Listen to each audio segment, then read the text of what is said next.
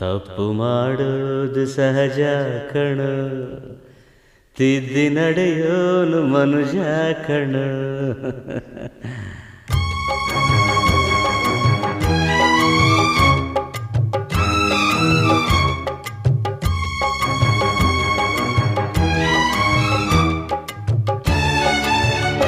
ತಪ್ಪು ಮಾಡೋದು ಸಹಜ